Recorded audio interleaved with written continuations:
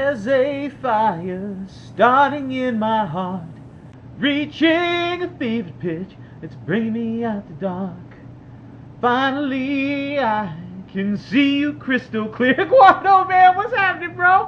Hey, what's going on, man? Yeah, that bell, man, could have had it all. Whatever, rolling in the deep. Great, yeah. Hey, well, this video is for the June 25th WBC Cruiserweight title, or WBA World Cruiserweight title. I don't want to get the things wrong. Little letters going on there between Guillermo Jones and Ryan Coyne. And some of you might be saying, well, who's Ryan Coyne? Well, I used to spar with him. You know, we smacked each other in the face. I'm going to do a video on him. Yeah. Right? Gordo? Tell them, man.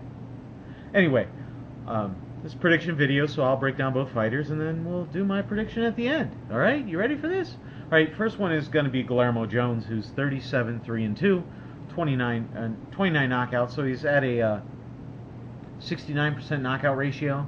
So, I mean, he's got very good power. And he's very big for a cruiserweight. It's 6'4", 76-inch reach. The reach is a little short for the height, if you know what I'm saying. But, you know, and for as tall as he is, he's very lanky. And they used to call him, I don't know if they still call him, like the incredible expanding man. Because at one time he was like a super middleweight or something, you know. And, I mean, he's kind of soft around the middle. That's all I'm saying. He's not very active at all. He's only had 5 fights in the last 6 years, and he had a KO win over Wayne Braithwaite, but that could be disputed. Can't really find video on it. It's kind of hard. Happened in Cleveland, and you know, they think it was kind of a quick stoppage kind of deal, you know, where they went in. He lost a very close split decision against Steve Cunningham, who is the #1 cruiserweight in the world at this time. He is 39 years old, so is age finally going to catch up with him?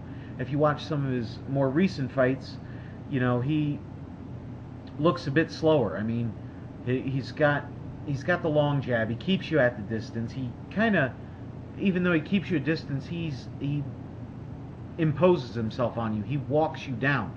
He's got an excellent chin. He's very, very good at counterpunching and timing his shots. That overhand right is absolutely deadly. He comes in, he's a right-handed fighter, but he can switch up occasionally at times. Not too big on that. He's and as I said, he is slower now, so he is open for more shots. He tends to bend over, and when he does, he bends over at the waist, which leaves him open for uppercuts.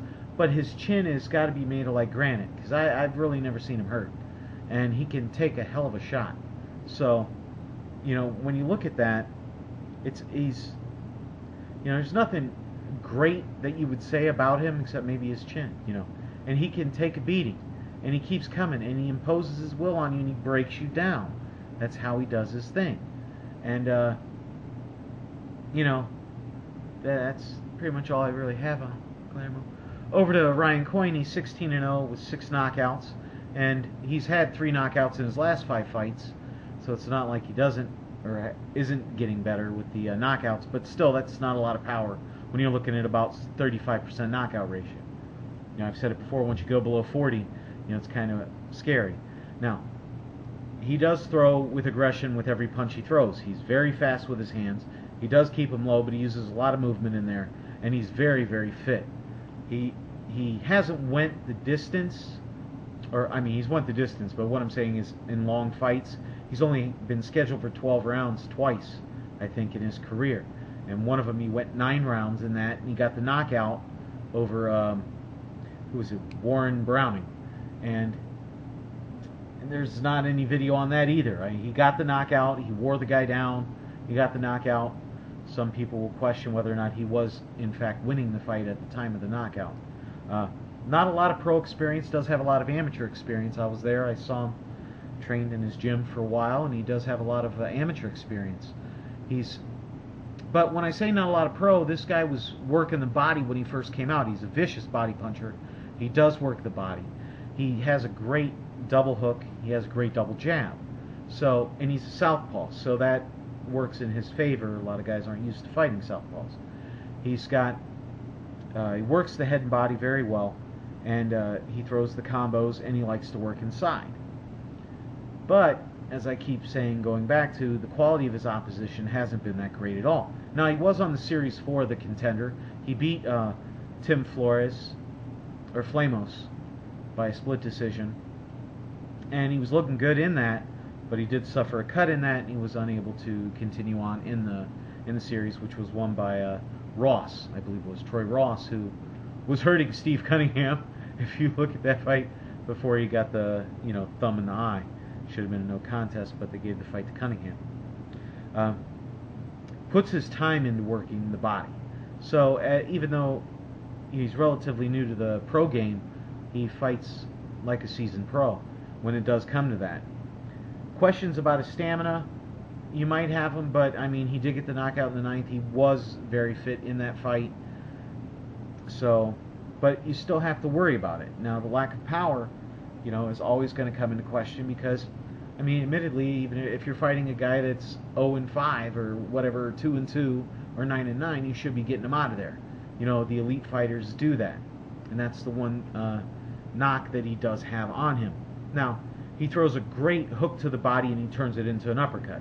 So there are some of his strengths. He is smaller than Guillermo Jones. He's 6 foot. He's got a 74-inch reach, but he's a very good boxer. I don't want to do that. But when you combine both their styles, when you look at just the level of competition that Guillermo Jones has faced, as opposed to the competition that Ryan Coyne has faced, when you look at that, you're going to say Guillermo Jones has a glaring edge in that. And it pains me to say it, but I would look for Jones to get the UD at minimum and possibly even a late KO. In this, if I was going to bet, I would bet the over and I would put money on the KO personally. But I don't want to see it that way. I'd be more than joyed because Ryan's very fit and he does work the body very well. So if there was an upset, this could be one. I don't think there's going to be. I have to be honest with that. I don't want to lie. I don't want to let my heart get too involved because I would love nothing more than to see Ryan win this fight because I think he's a great guy. He's a former Missouri linebacker, so he's got D1. He's a very even though he's only 6 foot, he's big, dude, and he was well into the 220s, before he cut down to fight at Cruiserweight, and he was solid in the 220s. How he ever made it to Cruiserweight, I have no idea. And he's solid muscle. When you look at him, you'll see what I'm talking about. So, unfortunately, I'm going to go with the against my man. It pains me, God. But you'll have that, and I have to be honest with you and everybody out there who I think. Obviously, my heart wants Ryan to win with everything. So I hope he doesn't punch me in the face after he sees this, if he sees this. All right. Well, hey, this is Bigragu. I'm out.